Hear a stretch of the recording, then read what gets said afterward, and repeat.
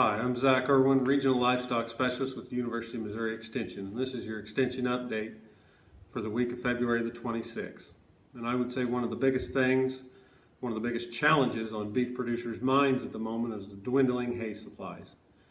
We've had a pretty brutal winter here in northeast Missouri, had a long cold snap, longer than normal, and now followed by pretty deep mud at the moment, which isn't atypical in northeast Missouri, but it sure is hard on hay supplies. And so the typical option for this time of year would be just to try to find more hay to buy, right? And at $30 and $40 a bale, I'd tell you better buy all that you can get. Even now, if you can buy it for that, you better be buying it for that because it's below the cost of production anyways.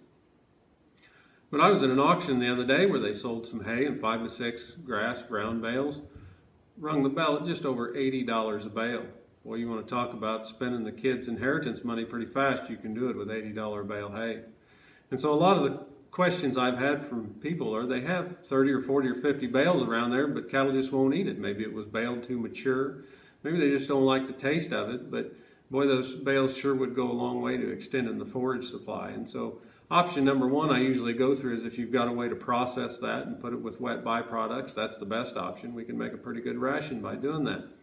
But if you're a 30, 40, 50, even 100 head cow guy, you may not have that option of processing the hay.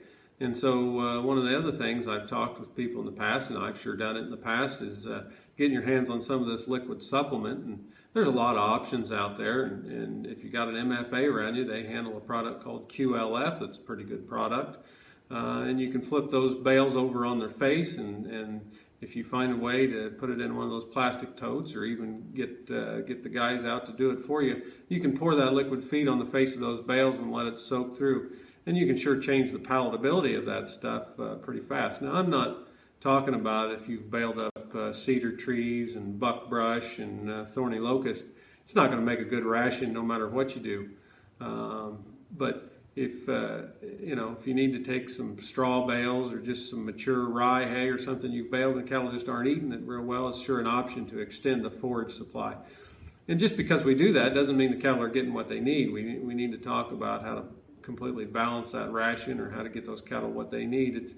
But it sure can plug a forage gap if you sure need it. And if you want to talk to me more about that, I'd encourage you to stop by the office or give me a call or reach out to me on Facebook. And I'll talk to you next time.